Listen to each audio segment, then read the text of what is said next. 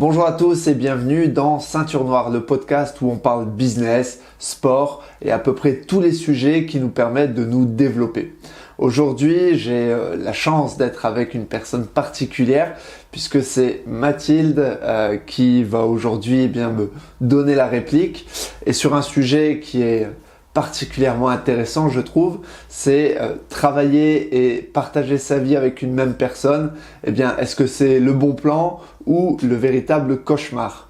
Alors moi, je ne sais pas trop ce qui va se dire durant cet épisode. Je vais sans doute apprendre des choses, mais en tout cas, je trouve que le sujet est très intéressant. Alors, merci Mathilde d'avoir accepté de faire ce temps d'échange. Mathilde, est-ce que tu peux te présenter rapidement ce que tu fais dans la structure? Du coup, moi c'est Mathilde, j'ai 30 ans. Dans la structure, je m'occupe notamment de la partie RH et financière. Ok. Alors, est-ce que tu peux peut-être raconter comment tu es arrivé en fait dans l'entreprise? Oui, alors du coup, moi de base, on s'est rencontrés quand j'étais en études de médecine, que j'ai échoué. D'ailleurs. Je suis ensuite partie en études d'infirmière et j'ai fait du coup 6 ans dans ce métier-là. En parallèle, toujours un peu d'aide, d'écoute sur la structure Ginkgo Sport. Et ensuite, j'ai franchi le cap d'arriver dans la structure il y a 3 ans. 3 ans, je pense. 3 ans, ouais. 3 ans après avoir fait un test en infirmière libérale. Mais la combinaison entre le métier d'infirmière, même en libéral, et le métier chez Ginkgo Sport ne me permettait plus de faire les deux. Ça devenait trop intense avec le développement. Alors toi, quand tu es... est-ce que tu peux un peu réexpliquer comment cette transition entre je suis infirmière libérale et je file un coup de main à véritablement je suis salarié de l'entreprise et on avance ensemble? Du coup, alors à la base j'étais infirmière en réa, mais je ne pouvais pas du coup réduire mon contrat. En parallèle, j'aidais notamment sur les plannings chez Ginkgo Sport et la rédaction de planning et de l'écoute du conseil quand on avait besoin. Et avec le développement, j'avais de plus en plus de tâches, notamment administratives, RH, qui me permettaient plus de continuer mon poste en réa et du coup c'est pour ça que j'ai passé le cap d'être infirmière libérale pour avoir une gestion de planning un peu plus souple et donc d'être infirmière libérale en mi-temps sur un cabinet déjà existant. Néanmoins, c'est là qu'il y a eu du coup le gros développement avec l'ouverture de 4 salles, 5 salles en un an. Et du coup, ça demandait beaucoup plus de tâches, beaucoup plus de missions que j'arrivais plus à combiner avec le métier d'infirmière libérale. Ouais, c'est vrai qu'il y a eu un moment où en fait, tu étais toujours en aide depuis le début, mais quand ça a commencé à vraiment se développer avec le lancement des MyCoach, c'est là où ça a été... Enfin, tu étais sur les deux, mais on sentait que c'était hyper dur de mener les deux à 100%. Oui. Et après, il y a eu la bascule et ça a été salutaire. Du coup, alors moi, comme je le fais sur ces interviews, j'aime bien représenter une particularité de la personne que j'ai la chance de pouvoir avoir sur le podcast et une particularité business. La particularité business que je dirais de Mathilde, c'est que elle accepte de faire des choses qu'elle ne maîtrise pas. Je m'explique. Il y a beaucoup en fait de personnes, de collaborateurs qui veulent faire, acceptent de faire réellement des choses que s'ils les maîtrisent complètement. Et au final, ça limite vachement le champ d'action. Mathilde a cette capacité, quand tu lui demandes un truc, même si elle ne le maîtrise pas, de dire « Ok, ça marche, je vais m'en occuper ». Et en fait, d'aller chercher l'information par elle-même, de se former. Son meilleur ami avant, c'était Google, maintenant c'est ChatGPT. Parce que, en fait, si tu as la capacité en fait à aller chercher l'information, au final aujourd'hui avec les outils qu'on a, YouTube, tous ces outils-là, c'est vrai que si tu es curieux, que tu es un petit peu courageux, tu peux faire 80% peut-être des tâches qu'on peut te demander dans une entreprise lambda, on va dire. Tu es d'accord avec ça? Ouais, c'est ça, c'est ça. Moi, j'ai seulement appris le métier d'infirmière. Je ne connaissais rien à l'administratif, rien au juridique, comptabilité, RH. Ça a été de la découverte pour chaque mission que j'ai eue. Mais c'est ça aussi que j'aime bien, le challenge d'apprendre, de réussir. Notamment maintenant, avec les outils qu'on a, c'est beaucoup plus facile. C'est quoi un peu toi tes outils justement du quotidien? Tu as un petit peu les meilleurs outils, ça serait quoi? Qu'est-ce que tu dirais pour ton travail? Dans mon quotidien, l'outil numéro 1, je dirais que c'est Trello quand même. Trello? Trello pour m'organiser. J'ai une multitude de tâches dans différents domaines et des fois j'ai 30, 40 tâches par jour, d'autres en récurrence, d'autres choses qui s'ajoutent et si j'ai pas un outil qui me permet d'organiser tout ça, c'est un enfer et une charge mentale aussi derrière. Du coup, Trello, ça me permet c'est mon cerveau, de rien oublier. Deuxième cerveau. Deuxième cerveau. De rien oublier, d'organiser et d'avoir cette légèreté mentale parce que je ne dois pas penser à ce que je dois faire le lendemain, c'est noté. Je ne dois pas penser à la relance que je dois faire dans 6 mois parce que c'est noté. Donc, ça me permet aussi de rien oublier. En deuxième, je dirais quand même ChatGPT. Qui m'aide beaucoup. C'est les deux logiciels que j'utilise tous les jours. Tous les jours, ouais. Et c'est vrai que en fait, toi, tu as une particularité dans ton job, c'est que tu n'es pas en fait sur une mission hyper précise, mais en fait, tu as une multitude de missions. À certains moments de l'année, tu vas être à 100% sur une partie accompagnement des franchisés parce que plusieurs franchisés rentrent et donc il faut les accompagner plus.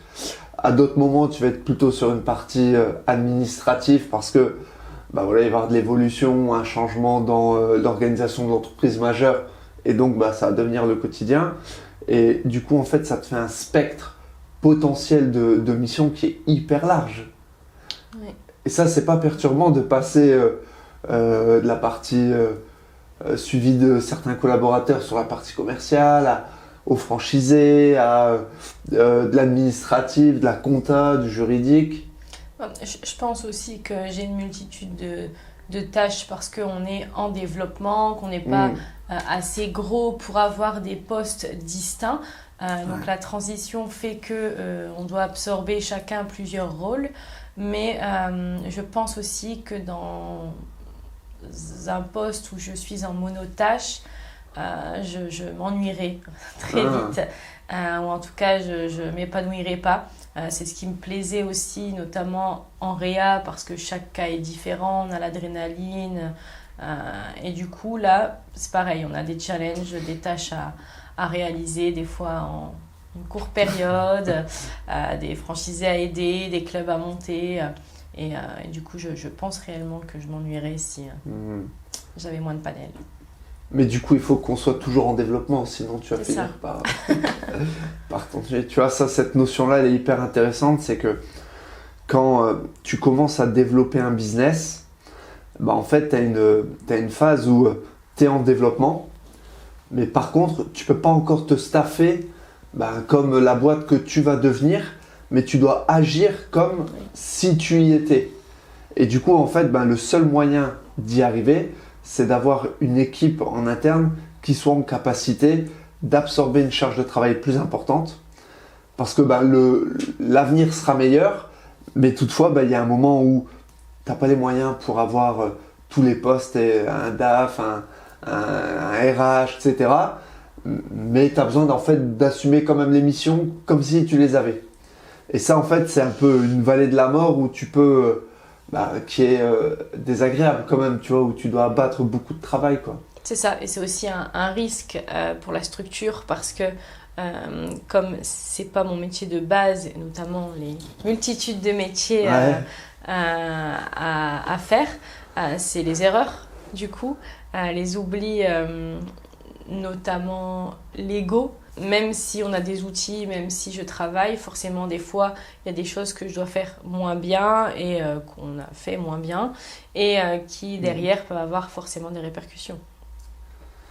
ouais, il y a une notion de prise de risque qui est inéluctable. Et à la fois, si tu n'acceptes pas de prendre des risques, bah, tu restes à ta place en fait et tu t'avances pas et t'avances pas quoi. Ouais. Alors, petite question, on va passer sur quelques échanges sur le pro-perso. La première, en fait, je voulais savoir en fait un petit peu, de ton point de vue, c'est quoi un peu notre organisation pro-perso, répartition des tâches, comment tu vois notre organisation? Je pense que l'organisation, c'est le fait qu'on n'en ait pas, vraiment.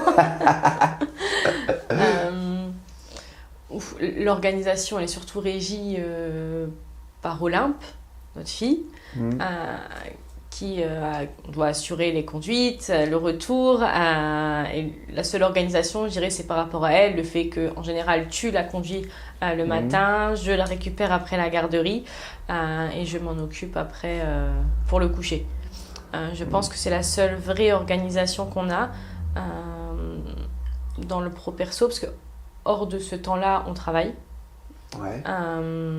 Et on essaie de se prendre des temps le week-end en off, sauf grosse période avec des ouvertures ou des gros projets où là on alterne un qui garde Olympe et l'autre qui travaille.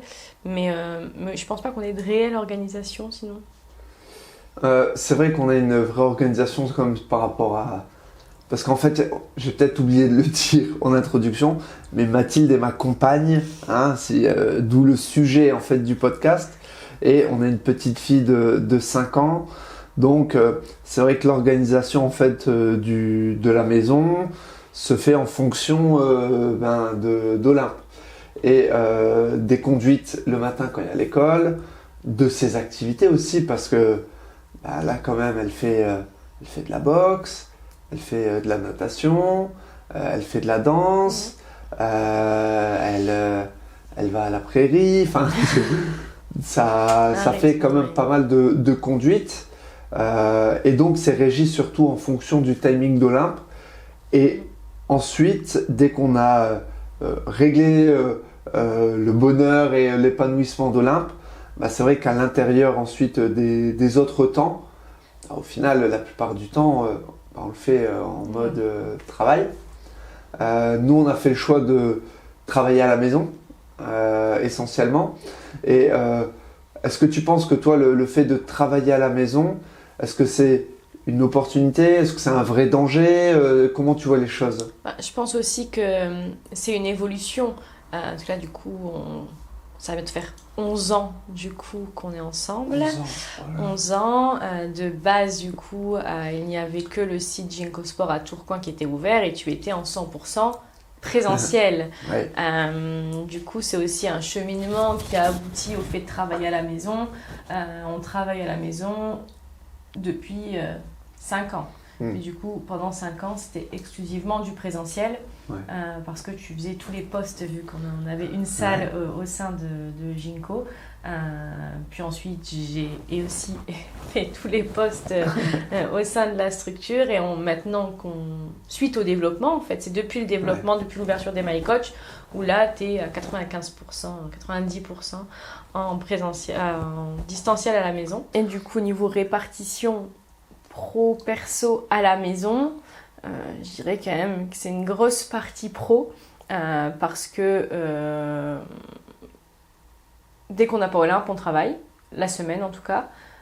C'est-à-dire je travaille de 8h30 à 16h30. Puis je vais chercher Olympe, je m'en occupe plus ou moins jusqu'au coucher 20h. Et de 20h à 22h30, on retravaille. On essaie depuis peu de vraiment se laisser des temps d'épanouissement personnel, qui est un mot à la mode, pour au moins avoir une activité sportive plus importante, parce qu'avec le développement, c'était très dur de laisser de la place au perso et de la place à soi. Même au-delà du perso, le perso on l'utilisait exclusivement pour Olympe. Dès qu'on avait du temps libre, c'était pour faire des activités ou pour être avec Olympe. Depuis 6 mois, on essaie quand même de se laisser une demi-heure, 3/4 d'heure par jour, 3-4 fois par semaine pour faire une activité physique. Ouais. Donc, bon, on tâtonne encore un peu. Mais c'est vrai que ça, travailler, enfin quand tu crées ta boîte et que tu travailles avec ton conjoint, ta conjointe, un des risques, je pense, c'est de oublier que, au-delà que ce soit un collaborateur ou une collaboratrice, au-delà du fait qu'on ait un projet à porter ensemble, en fait, on ne doit pas oublier aussi qu'on a un couple en fait à entretenir, à faire vivre, et tu peux assez rapidement, sans t'en rendre compte, en fait, reléguer au second plan l'aspect épanouissement personnel, vie de couple, activité de couple, parce qu'il y a toujours des trucs à faire. Ouais. C'est vrai que je pense que le couple n'est pas en haut de la liste chez nous,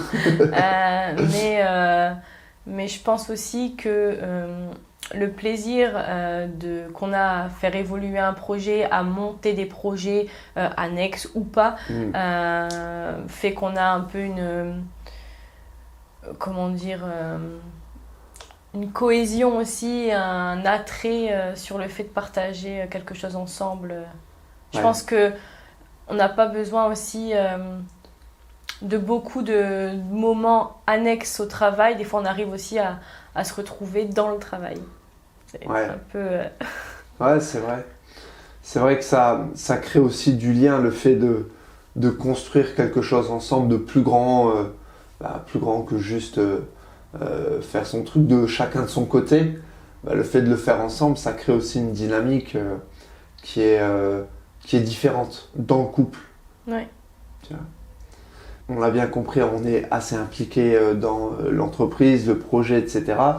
Et du coup, comment est-ce qu'on gère la partie off-on, aussi boulot, pas boulot, à quel moment est-ce qu'on parle boulot, quel moment est-ce qu'on parle pas de boulot, comment on gère ça? On gère pas. On n'a pas trop de notions comme on travaille un peu le soir, un peu tout le temps. C'est vrai qu'on n'a pas vraiment de limite sur je parle boulot, je parle pas boulot. Même en vacances, au final, on parle travail. Mais là où des fois c'est un peu complexe, c'est quand j'amène des sujets un peu délicats au soir qui peuvent créer certaines tensions. Ouais, alors les sujets délicats sont à 90% sans doute reliés à l'argent, parce que l'argent c'est le carburant, ce qui te permet d'avancer, c'est ce qui va te limiter, et donc c'est toujours un sujet hyper sensible, surtout quand tu es en développement. Et moi j'ai un petit peu de mal de parler des sujets sensibles quand il est passé 18 heures. Alors je me suis donné 18 heures parce que j'ai remarqué qu'arrivé vers 18 heures, en fait, j'étais plus aussi bon. Et donc je pense qu'il faut vraiment en fait avoir des moments où on peut parler de certains sujets, les sujets sensibles. Je trouve que c'est beaucoup plus facile de les gérer le matin. Alors pas l'après-midi après le repas parce qu'il y a le petit coup de fatigue aussi, mais bien dans l'après-midi où pour moi le top c'est le matin. Et c'est vrai que le soir en fait j'arrive pas à bien m'endormir après s'il y a un sujet autour de ces notions-là qui est un peu tendu. Et du coup, ça fait partie un petit peu des règles entre guillemets qu'on s'est mises pour le bien de tous, de pas trop se donner ce genre d'éléments tardivement. C'est plus dur de garder des fois? Non, c'est juste que j'ai pas de règles, moi, personnellement, de travail, de sujet à tel moment ou à tel moment. Moi, c'est très lourd. J'ai une capacité, je pense, à travailler un peu, qu'importe l'horaire. Et du coup, des fois, je fais les chiffres le soir. Et donc, je ne peux pas partager. Ouais, je sais, ça, c'est... Et alors, c'est compliqué de garder pour soi à des moments quand tu souhaites partager un moment donné, et puis tu dis, attends, il est là, physiquement, j'ai l'information, j'ai envie de lui partager tout de suite, mais... C'était dur au début parce que c'est spontané, je vois ça, j'en parle, et du coup, souvent, je disais, et ça? Ah ouais, non, rien.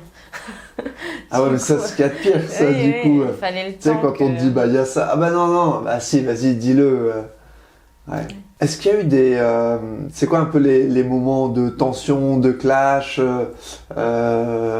est-ce qu'il y a des trucs spécifiques du coup qu'on a vécu ou qu'on vit et qui peuvent nous mettre en tension entre guillemets tous les deux? Quand on parle de chiffres le soir. Les chiffres le soir, c'est vrai. Et après, je dirais surtout la partie RH. Ouais, c'est vrai. La partie RH, parce que des fois, on n'a pas la même vision, le même comportement face aux actions des collègues, des collaborateurs. Du coup, je pense que c'est le principal sujet qui peut créer des tensions. Comment tu définirais alors du coup toi ta vision du RH versus la mienne? Pourquoi en fait ça vient des fois clasher?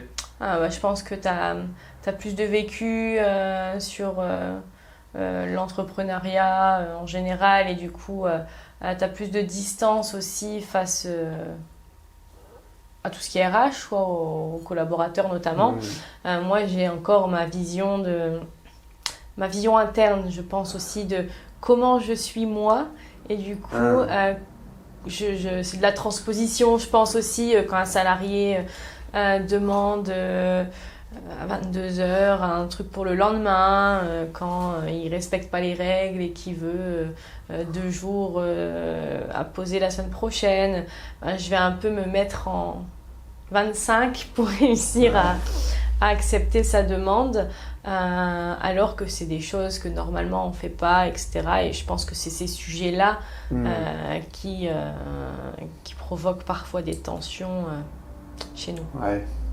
C'est vrai, moi je pense que quand tu gères en fait, quand tu as une structure avec des collaborateurs comme nous, en fait il faut toujours penser en premier lieu au bien de l'entreprise et pas forcément au plaisir immédiat d'un collaborateur, etc.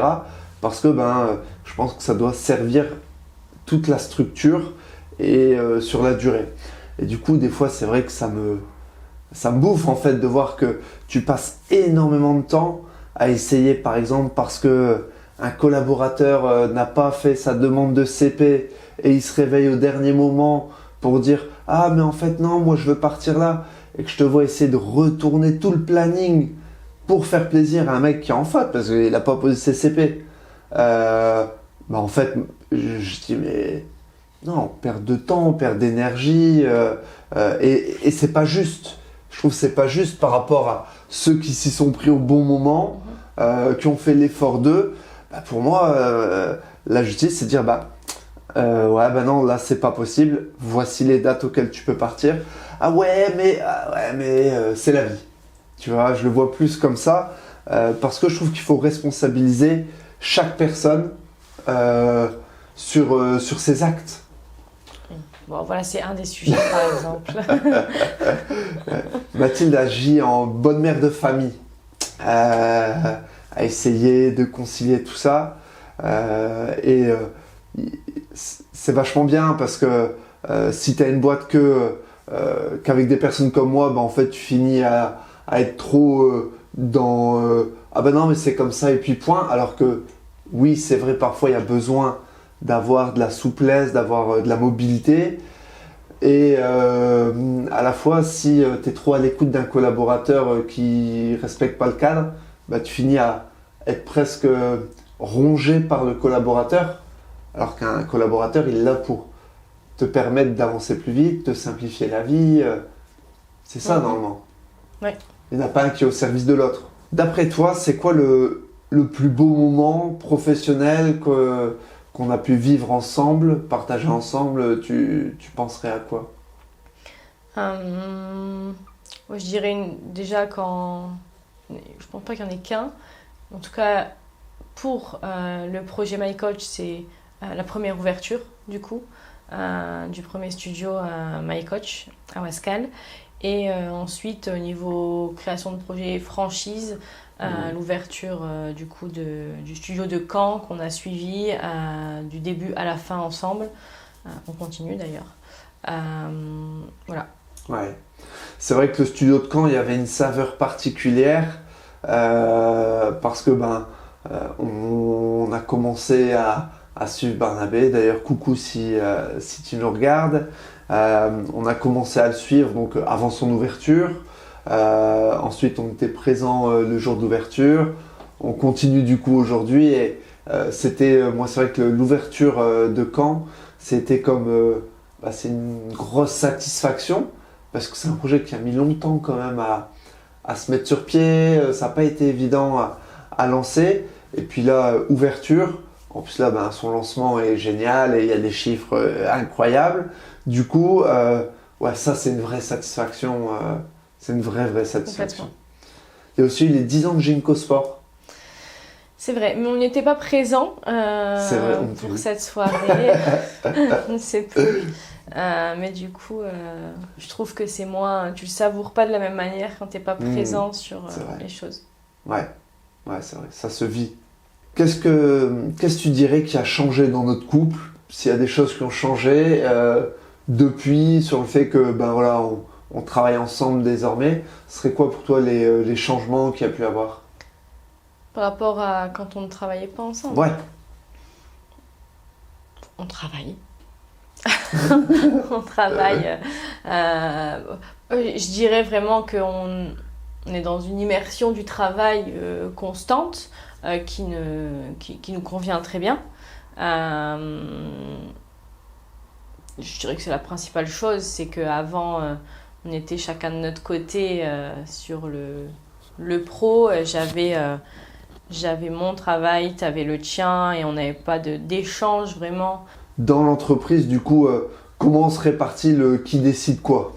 Tu vois, ça c'est un vrai sujet, que ce soit dans, je pense, toutes les structures. À un moment donné, il doit y avoir des qui décident quoi, parce que sinon, c'est un petit peu la pagaille, tu sais pas qui est sur quel truc. Nous, ça serait quoi un petit peu la répartition du qui décide quoi? C'est un peu un organigramme comme chaque entreprise, il y a un organigramme qui est fait. Moi, j'ai un poste plutôt de COO au sein de l'entreprise. Toi, tu as le poste de dirigeant. Donc forcément, les décisions te reviennent en bout de course. J'ai un pouvoir décisionnaire de décision sur les petites décisions qui n'ont pas de gros impact au niveau de la structure, avec notamment les commerciaux ou des équipes que j'ai en charge. Mais pour toutes les grosses décisions de la structure, comme toute entreprise, c'est aux dirigeants de les prendre. Et ici, c'est toi. Ouais, et en même temps, il y a peu, voire pas de décisions que j'ai prises sans au final te consulter. À chaque fois, je te demande ton avis. Et en fait, le gros avantage, c'est que on a des tempéraments assez différents. Je pense si on fait le test disque, là, on va être un peu à l'opposé. Toi, tu es plus cartésienne dans ton approche, peut-être être plus dans interactif, enfin, tu sais, les couleurs bleues, rouges.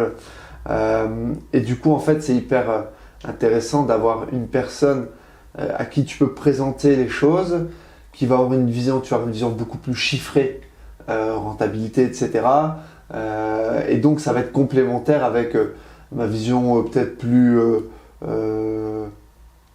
comment je pourrais la définir, cette vision un peu plus... Guerrier. Ouais, voilà, allez, on y va, on essaye. Ouais, ça va être super cool, ça va marcher. Moi, je suis convaincu à chaque fois que ça va marcher. J'ai envie d'aller très vite. Et puis, c'est cool, mais à la fois, tu prends beaucoup de murs quand tu fonctionnes comme ça. Et c'est bien aussi d'avoir quelqu'un qui te dit ouais, mais attention, tu vois, t'as peut-être pas vu ça, t'as peut-être pas vu ça.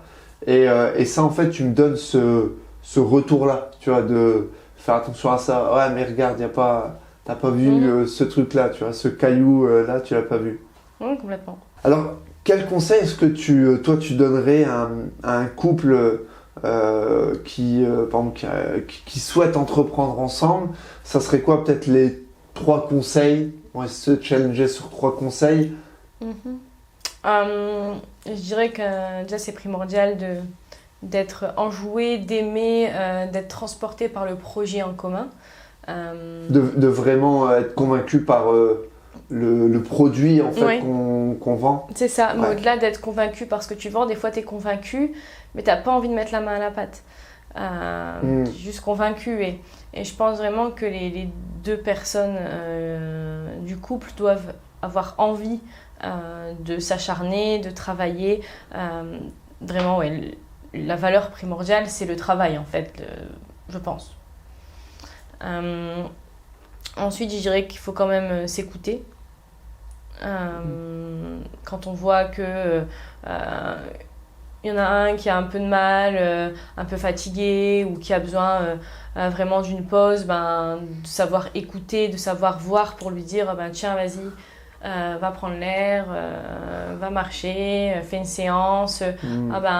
T'as des difficultés sur quoi, je vais t'aider. Vraiment d'écouter pour essayer d'apaiser dans le positif ou dans le négatif. Et en dernier, bonne question. Je dirais, je ne sais pas. En fait, il y en a peut-être déjà 3 si d'être convaincu par le produit, le projet. En 2, d'être en capacité de travailler tous les deux Beaucoup, ouais. beaucoup. Et en 3, de faire attention à l'autre et à être attentif un peu aux signaux faibles qu'il peut dégager pour lui dire tiens, va faire une séance de sport ou va promener le chien, ça va faire du bien. Je l'ai vécu, ça. Ouais. Et je pense déjà ça, tu vois, c'est trois choses hyper importantes. Moi, j'en rajouterais peut-être une, c'est d'être clair sur qui est où et qui fait quoi, un peu les cercles de responsabilité, pour éviter, tu vois, de toujours en avoir un en fait qui est derrière ton dos, à contrôler, à regarder tout ce que tu fais, à venir un petit peu faire soit le petit chef ou alors la nounou, quoi. Tu vois, il faut laisser un peu de distance, quoi, pour que les gens puissent s'exprimer et vivre leur truc. Oui. En dernier, c'est du coup l'utilisation de Trello. C'est un couple qui permet de pallier à pas mal de soucis, vu que je pense que tu ne contrôles pas mon travail, mais que tu as tous les moyens pour le faire. Et donc ça aussi, ça te permet de savoir que je ne suis pas en train d'aller faire du shopping, mais que je travaille. Ouais. Tu vois, mais... Savoir ce que fait l'autre. Ça, c'est peut-être quand même une chose hyper importante. Ouais. Pas contrôler, mais savoir ce qu'il fait. Oui, pour être... pour qu'il avance aussi, pour que le projet avance, et pas juste être une charge pour la structure, d'avoir un poste à 35 heures, mais en fait, elle en fait 20, et d'être payé plus que les autres, alors que... Ça, je pense, en tout cas pour moi, c'est une des choses qui est primordiale, parce que tu viens pour aider, enfin en tout cas dans mon cas, tu avais déjà ton projet, donc je suis venue pour aider, pour l'aider à progresser, pour performer, et pas pour être une charge salariale pour la structure. C'est... tu vois, moi je pense que... Alors, c'est bien de pouvoir contrôler, mais si tu commences à être dans le doute que la personne avec qui tu avances sur un projet, est-ce qu'elle fait bien ses heures, est-ce que... Enfin, c'est horrible, quoi. Tu vois, normalement, tu dois avancer ensemble et ça doit même pas arriver, entre guillemets, ce questionnement-là. Mais c'est un des red flags, quoi. Ah ouais, clairement. Ah ouais, clairement, si tu commences à dire putain merde, mais elle fait rien, quoi. Il faut que je la motive, il faut que je contrôle, il faut que... Puis il faut peut-être un avertissement. Hein. Ce serait bizarre, hein, ça. Du coup, on envoie ici l'avertissement. Oui. Bah ouais, bon. On ferait une remise en main propre. Alors, on en a un petit peu parlé du coup là, mais les choses à absolument éviter de faire. On a parlé des choses, les best practices, Mais dans les choses absolument à éviter de faire, est-ce qu'il y a des choses toi où tu te dis ouais ça, il faut absolument éviter. Si tu veux travailler en couple, ça il faut vraiment pas le faire. Hum, Faire les mêmes tâches, forcément. Faire une tâche, ouais. Ouais, parce que du coup, tu te marches dessus, t'avances pas. Dénigrer. Dénigrer l'autre, dénigrer son travail. Je pense que c'est mauvais. Je pense qu'il y a vraiment une façon de... Il y a un comportement à avoir quand tu travailles en couple qui est différent peut-être qu'avec un autre collaborateur. Je pense que tu dois être mettre encore plus de bienveillance. Tu dois avoir plus de bienveillance, tu penses, pour que ça se passe bien au final. Ouais, parce que tu vis avec en même temps. Ouais. Qu'un collaborateur, je dis pas qu'il faut pas être bienveillant avec les collaborateurs, hein, c'est important, Non, mais après, des fois, les petites remises en question, elles sont bien parce que le collaborateur, il quitte le travail, il rentre chez lui, il réfléchit, ça mûrit. Pareil pour le responsable ou le manager, le dirigeant qui a émis ses remarques. Sauf que quand tu le fais à ton conjoint, après, tu as la soirée avec lui. Du coup, des fois, je pense qu'il vaut mieux savoir être bienveillant, une manière de tourner les choses un peu différente des fois. Ouais, dans la manière de dire pas, c'est pas de ne pas dire les infos, Non. mais vraiment en fait de trouver les mots. Oui, peut-être un peu plus, ouais. Plus encore. C'est ça. Parce que c'est vrai que la parole de l'autre a plus d'impact encore. Ouais, il y a les sentiments, donc forcément. Ouais. Ouais. Tout il se mélange. Oui, ouais, je trouve que souvent on dit oui, le pro c'est le pro, le perso c'est le perso, dans le couple c'est pas possible. En tout cas, peut-être que certains savent le faire, moi pas du tout. Si tu me dis un truc en pro, en perso ça y est toujours quoi. Ouais. Ça y est toujours. Et un des trucs qu'on n'a pas dit aussi, c'est par contre, je pense qu'il faut dire les choses. Quand quelque chose ne va pas, il y a toujours l'art et la manière, mais ne pas dire les choses, ça va à la perte, quoi. C'est pas possible. Ouais, de toute façon, ouais, ça dure qu'un moment. Si t'es pas hyper clair avec la personne, au moins sur les attentes et avoir aussi des vrais KPI, des métriques en fait à dire, voilà, l'objectif c'est d'arriver à tel niveau et on se revoit dans X temps sur ce sujet pour voir où on en est et on avance dessus. C'est ça. Et en fait, je trouve que quand tu es bienveillant mais clair, et que tu as quelqu'un en fait qui est intelligent, qui a les mêmes valeurs, qui a vraiment envie que ça avance, il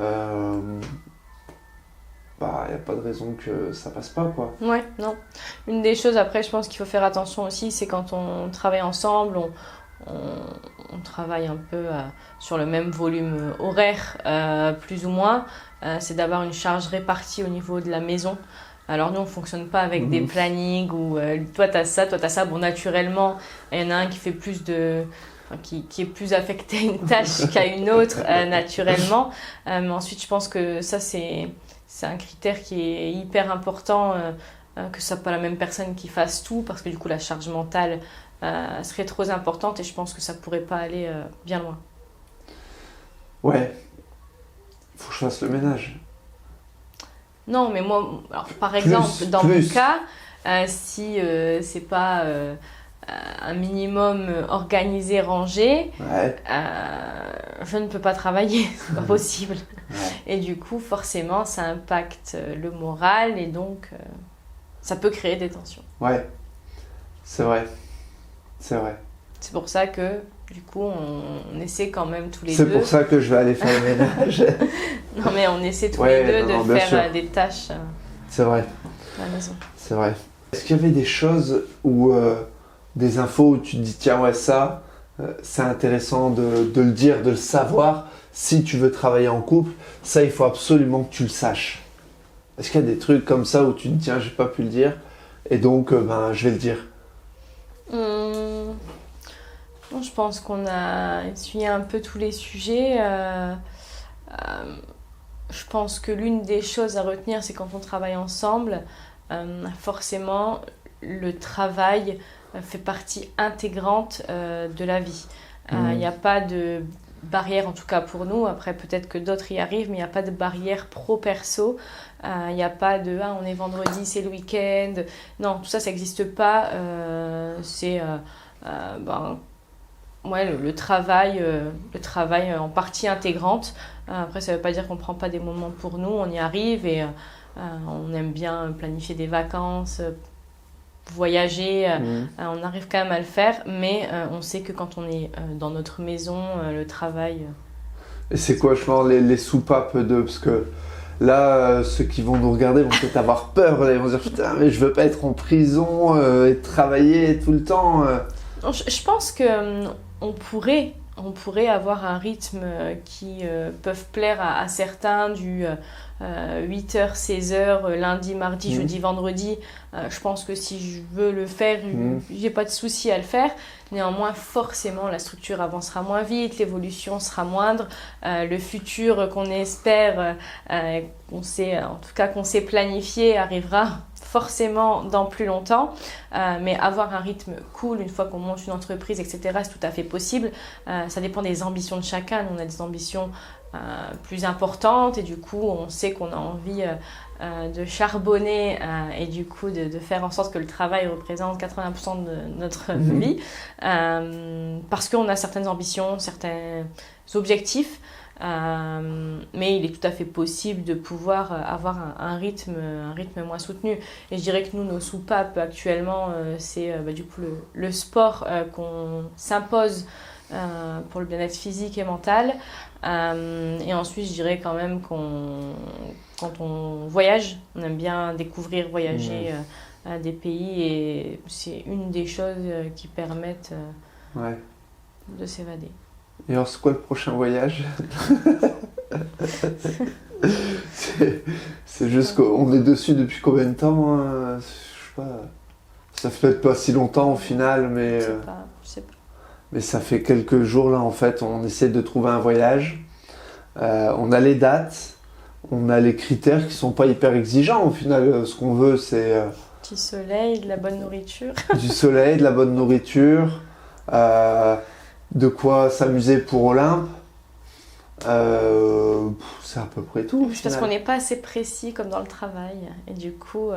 ça c'est intéressant. C'est un problème, c'est un problème qui n'en est pas. C'est ce que je disais à ma mère, qu'on n'arrivait pas à définir où on part. Je dis, t'as quand même le choix dans plein de pays. Elle comprend pas pourquoi on n'arrive pas à se décider. Voilà, Mais c'est vrai que quand t'as plein de choix, c'est beaucoup plus dur à choisir. Quand tu veux regarder un film. Quand tu vas sur Netflix, je mets 20 minutes à choisir quelque chose, au final, je m'arrête. Parce qu'il y a trop de choix. Non, mais oui, quand tu as trop de choix, tu mets trop longtemps à choisir. Comme sur Netflix. Comme sur Netflix, au final, tu trouves pas. Et là, c'est un peu ça. Et parce que aussi, on ne prend pas le temps en se disant aujourd'hui, on choisit. Non, on se laisse 10 minutes, ou 10 minutes on n'a pas trouvé, on retourne à nos tâches. Et donc c'est ça aussi. Ouais. Ce que je te propose, c'est de résumer en une phrase pour toi. La phrase, c'est « Travailler ensemble, c'est ce que tu veux. » Si tu veux réfléchir, vas-y. Tu l'as, toi? Attends, non. C'est facile de poser les questions. Moi, je dirais travailler ensemble, c'est un projet global. Travailler ensemble, c'est un projet global parce que il faut que tout s'aligne, les volontés. Il faut réussir en fait à trouver une personne qui te permette d'avancer, donc te challenge, mais aussi une personne qui soit assez malléable pour pas avoir trop d'ego, pour entre guillemets essayer d'imposer sa vision. Pour ça, c'est pour moi travailler ensemble, c'est un projet global et il faut être prêt à se lancer dans ce type d'aventure. Et je pense que si tu doutes, alors on dit un doute, pas de doute, ben moi je dirais si tu doutes, fais-le et au moins tu auras la réponse très vite parce que la beauté de l'entrepreneuriat, c'est que tu peux pas faire semblant très longtemps. Tu es très vite démasqué en entrepreneuriat. Quand tu te lances dans un truc, moi je vois des tonnes de personnes autour de moi, ils ont des envies, ils sont brillants, ils ont des projets, etc. Ils se lancent, ça marche pas. Pourquoi? Parce que il manque la force de travail, il manque la capacité à accepter de prendre des murs, il manque un petit truc et tout de suite en fait, tu le sais que si tu commences à réfléchir, planifier, de faire des plans sur la comète, tu sais pas. Et donc voilà, si tu as un doute, fais-le et tu n'auras plus de doute derrière. Lance-toi. Ouais, c'est vrai, c'est vrai. De mon côté, je dirais que travailler ensemble pour nous, c'est vivre intensément. Autant dans le pro, dans le perso, parce qu'on fait les choses à fond. Dans le travail, on y met toute l'énergie, beaucoup de temps pour réussir à faire ce qu'on a envie. Et quand on finit trop vite, on crée d'autres choses pour avoir encore plus de projets. Mais vivre aussi intensément à la maison, parce que c'est toujours du coup la course, parce que c'est quelque chose qui n'a pas de valeur ajoutée réelle.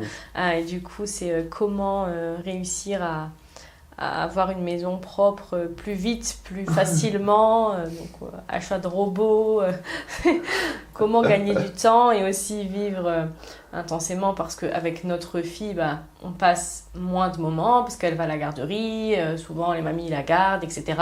Mais par contre, quand on passe un moment avec, on essaie qu'il soit hyper qualitatif, qu'il y ait un réel soit apprentissage, qu'elle passe un bon moment. Du coup, je dirais oui, vivre intensément. Alors désolé, je reviens un petit peu en arrière, mais ça me brûle les lèvres quand même de t'entendre sur l'optimisation du temps. Parce que toi, tu es une experte de l'optimisation du temps, tu cherches toujours à optimiser un maximum. Est-ce que tu vois de quoi je parlais? Est-ce que tu as des trucs comme ça que tu pourrais partager en matière d'optimisation de temps? C'est quelque chose que j'ai toujours eu, cette optimisation du temps. Même à pas reproduire en libéral, c'était le chrono. Chaque jour, j'essaie de mettre moins de temps entre chaque patient, le temps de route, ce qui n'est pas reproduire. En gain de temps. Et combien d'accidents? 0. La classe. Non, principalement Trello, déjà, qui me fait gagner vraiment beaucoup de temps. Le fait de débarrasser la maison le soir, comme ça le matin on se met plus vite au travail. Quand on ne sait pas faire quelque chose à la maison, on n'essaie plus. Monter un meuble en 3 heures alors que quelqu'un va le faire en 20 minutes, c'est de l'optimisation. Non, j'ai pas d'exemple en tout cas à partager. Pique-nique, c'est pas un placement de produit, mais oui, les pique-nique, courses, les courses, c'est horrible les courses. Livraison directe à domicile, les repas du midi optimisés pour faire protéines, légumes, parce que cuire quelque chose, une viande, ça va très vite. Et les légumes au micro-ondes vont très vite aussi. Ça permet d'allier santé et surtout gain de temps. J'ai pas d'exemple comme ça qui viennent en tête, mais non, à chaque situation, on essaie de voir comment on pourrait la résoudre plus rapidement. Avec aussi l'installation de logiciels pour répondre aux messages, aux commentaires en automatique. Voilà, on essaie d'optimiser. Ouais. Et c'est, tu vois, sur ça, juste sur les courses, c'est vrai que c'est un gain de temps absolu, quoi. Quand on devait prendre la voiture, aller au magasin, 9 fois sur 10, tu sais pas trop ce que tu vas acheter, donc tu tâtonnes, tu vas dans les rayons, tu te perds dans les rayons. Enfin, moi, je me perds dans les rayons, je sais pas où ça se trouve. Tu passes à la caisse, tu rentres, tu redécharges, et après seulement tu peux te faire à manger. Là, aujourd'hui, sur Internet, tu as un panier type qui est tes commandes habituelles. Et du coup, en fait, ça te permet de gagner un temps. Le mec, il les livre dans l'allée, quoi, de la maison. Tu mets 10 minutes à faire tes courses, quoi. Et donc ça, c'est un gain de temps. Et au-delà aussi, je trouve que quand tu vas au supermarché, c'est peut-être pas pour tout le monde, je pense que certaines personnes aiment bien, mais je trouve que ça met dans une énergie qui n'est jamais bonne. C'est vrai. Quand à chaque fois que je dois aller pour me dépanner dans un magasin, je ressors avec une mauvaise énergie parce qu'il y a du monde, parce que ça se pousse, parce que c'est long. Et donc, ouais, à fuir. Ouais, c'est vrai. C'est bien pour les personnes âgées, plus âgées, parce que ça permet de garder du lien. Ah oui. Tu vois, je pense à ma mère en fait quand je dis ça. Ça oblige à aller au magasin, marcher, etc. C'est pour les personnes qui ont du temps. Qui ont un peu plus de temps. Ou les personnes après qui, certaines campagnes qui bénéficient pas du coup de ces choses de livraison comme ça. Et donc forcément, tu n'as pas le choix. Mais quand tu as le choix, je trouve que c'est dommage de temps passer quand tu as une vie chargée. Trop bien. Bah écoute Mathilde, merci beaucoup. Moi j'ai la chance en fait de partager ma vie avec une personne qui travaille avec moi. Pour moi, c'est une véritable chance. Faut tomber sur la bonne personne. Tu vois, c'est une histoire aussi d'opportunité, peut-être plus que de chance, mais de tomber sur la bonne personne, une personne qui te comprend, qui a envie, qui a les mêmes valeurs que toi. Et aujourd'hui, moi j'ai cette chance-là, donc je t'en remercie.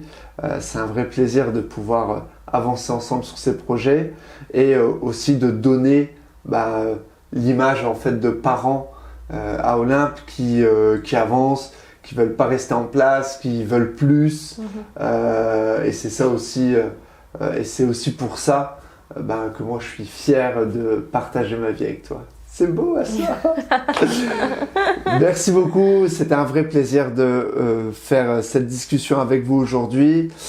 Dans les prochains épisodes, des nouveaux invités orientés business, orientés sport, mais en tout cas des personnes qui ont envie d'avancer, qui ont envie de faire bouger les lignes. C'était Stan et je vous dis à bientôt. Ciao.